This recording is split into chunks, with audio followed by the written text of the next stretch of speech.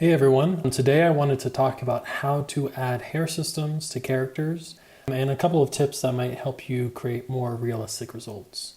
So I got this character right here, and the first thing I like to do anytime I add any kind of hair systems to a character is I like blocking out the kind of chunks of the head where the hair is going to sit.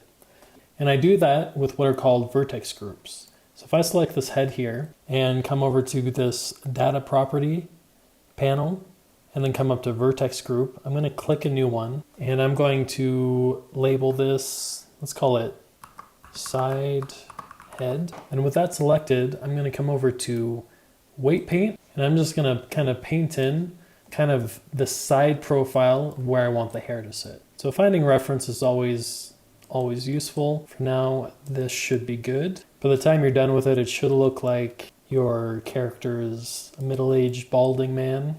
So if it looks like that, your side profile is probably on point. I'm gonna delete some of this, maybe bring this down a little bit more. And I'll probably blur some of these edges a bit just to make them a little bit smoother. Cool, that's looking good for me. And again, weight paints are editable. And so if we put the hair on this character and it's not looking how we want, it's fixable. And so don't worry about getting it too perfect. I'm going to add 3 more kind of chunks of hair. I'm going to put 2 on the top, and then I'm going to give this guy eyebrows. And once all of our hair is in, it will be easier to kind of fine tune these weight paints, just because there's probably some overlapping that's going on right now. And that's okay, just as long as our system is kind of tweakable in the future. Okay, and then the last one I'm going to do is add eyebrows. Okay, so this is all looking pretty good for now. Again, I'm sure there will be some editing in the future, but we have kind of the building blocks of how our hair is going to sit on our model. So once we have our guides in, all we got to do is start adding the hair onto our model. And again, we're going to do this in sections. That way it will be a little bit more controllable when we need to make edits or groom the character.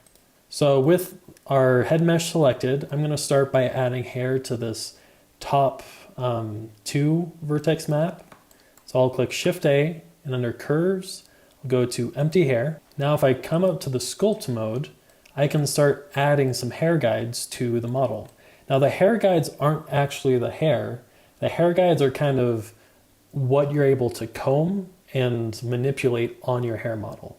And so because that's the case, you don't want to use too many, because the more you use, the more complicated grooming your hair is. So if I come over here and click the add button, I can dictate how big the count is that this brush kind of puts on.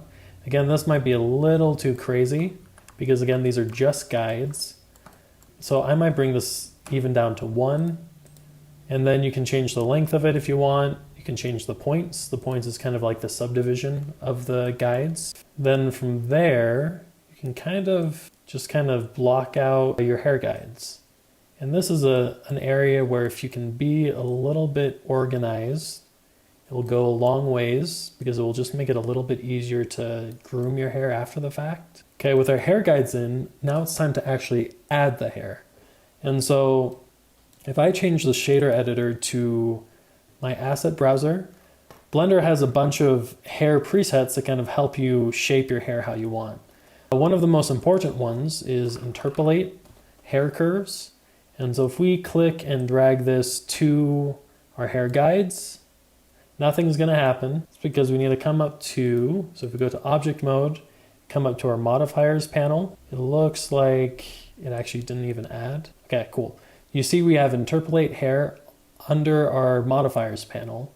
And in order to get this to work how we want, we need to turn on surface. And so we need to select our head mesh. You can see the hair is like all over the actual head. So after we have our surface UV map selected, we need to come under density mask, click this button, and then we need to type in the exact density map we want to use. So I'm going to type in top 02, click enter, and then I'm going to bring the density up to however many hairs I actually want. And so I might bring it up to 1500 for now. See, I got a good head of hair. And this is a good time to actually start grooming your hair. So if I come back to sculpt mode, I have these brushes here that I can use. The comb is going to be the most useful. And so if I use the comb, I can kind of manipulate this hair where I want. But you see how it's kind of going under the surface? If I go back and come up here and use sculpt collision, that will help the hair not go under the actual mesh that it's attached to. And it's not perfect, but it helps more than if you don't have it selected. Hair is one of those things where it's easy to get started, but it takes a little while to get the results that you're looking for. But we can kind of manipulate this a little bit more later. But I'm gonna start adding hair to all the other parts of my head, just so we can get a better sense of the styling in general. So I'm just gonna go through the process another 3 times. Okay, so I have hair on all of my kind of density maps. You can see it's not super beautiful, but that's kind of expected. So we'll kind of refine these a little bit further and get them looking a little bit better. So the first thing we're gonna do is we're going to use what's called the trim hair curves. And we're going to have this focus on these eyebrows first. So if we drag the trim hair curves to the eyebrows, that's just gonna allow us to dictate the length of this a little bit better. So let's scroll down. So you see there's an option to use a mask again, and we could paint our own new mask to dictate the length of this, but I'm gonna see if I can use the eyebrows mask. That way kind of along the edges it will be a bit shorter, and in the middle it will be a little bit longer. And then I'm going to bring the length factor down to something a bit more manageable. So once that trim hair curves modifier is applied to all of my hair, I can start modifying this a little bit more. And let's head on over to our material preview node. Actually, let's head over to our render mode. If we take a look at our hair, there's kind of a major issue with it, and that's that our hair is really, really thick. Luckily, there's a modifier that helps us define the thickness of our hair. That's called the set profile. So if I type that in, the set hair profile, if I drag that onto my hair, I can kind of dictate the size of this. So let's scroll down and manipulate these settings to get what we want. I'm gonna bring the factor max down quite a bit, just so it's looking thin. And you see as we bring it thinner, we're probably gonna have to increase the density of this. And so if we come back to the modifiers and maybe bring the density up to 6,000, it's looking a little bit better. And we might have to modify that a bit more as we go.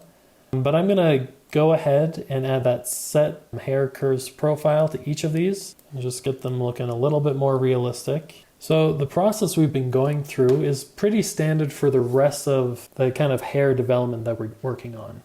We bring in settings or kind of presets or modifiers found in the Blender asset library, add them to our hair, and start modifying them a little bit. So for example, if I wanted to add a little bit more clumpiness to this hair, I could look for clump hair curves, drag this on. You can see it starts to add that effect to my hair clump. And just like with my other modifiers, I can change the factor, make it less obvious. I can play around with a lot of these effects until I get exactly what I'm looking for. Another really useful modifier is the frizz hair curves modifier. This just adds a little bit of chaos that makes your hair look a little bit more realistic. So we could go really crazy, or we could just kind of bring it down, implement a little bit of that chaos that all hair kind of has. So again, you can stack these on top of each other to your heart's content and really maneuver and really finagle what you're looking for. And again, for the sake of the tutorial, I'm going to move on from here just so we can understand how to shade this hair once we have it. So shading hair is really not difficult at all. You just have to do it in a different way than you do other types of shading. So if I select this hair clump and come over to my shader editor, and click new, I can come over to my material preview or my material editor. If I change the surface to principled hair, it's going to give me settings that allow me to texture this object in a way that more closely represents hair. And so I can change the roughness, for instance. the color, all of this stuff in order to get exactly what I'm looking for. A helpful resource is Blender has some kind of research documentation on hair.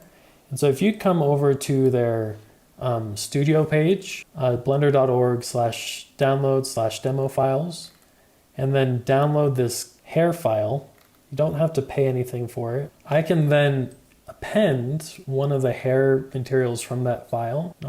It doesn't really matter which one, but I'll append the punk hair. Then I could either just add that to my character, or I could delete this, add a new hair material. Once I append that file into my scene, you see I have these hair shaders automatically put into my Blender file.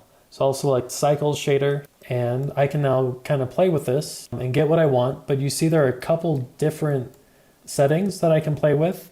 And so I have two hair colors to work with here. I can play with the noise to kind of get an interesting pattern. I can play with the root color, but this just allows you to have slightly more realistic hair because no hair is a single color. So I'll kind of stick there for now. And yeah, from there, it really is just a matter of experimenting and playing around with your settings until you get something that you're happy with. One weird thing is hair shaders kind of mess with the eyes. If that happens, just come over to your regular preview and back to your viewport shading. And again, like I said before, once you get the basic hair down and once you have all the settings basically how you want, you can come back through and kind of clean the stuff up. So you see I have hair coming down the forehead of my character. If I come back over to my weight paints, I can just come in and clean that up, just make that look a little neater. And honestly, all of this is just about practice, reference, and a little bit of experimentation. So if you're not getting exactly what you're looking for, I would recommend just continuing to play around, experimenting, and even if it takes you a little bit longer the first time you do it, the practice will be well worth your time. So yeah, there you have it, guys. Again, creating hair in Blender is really pretty simple. It's just a couple of steps. Getting hair to where you're really satisfied with it can take a fair amount of time. So be patient with the process and have references for what you're going for, and that should speed up your process a fair amount. Thanks for sticking around with the video. Talk to you later. Bye.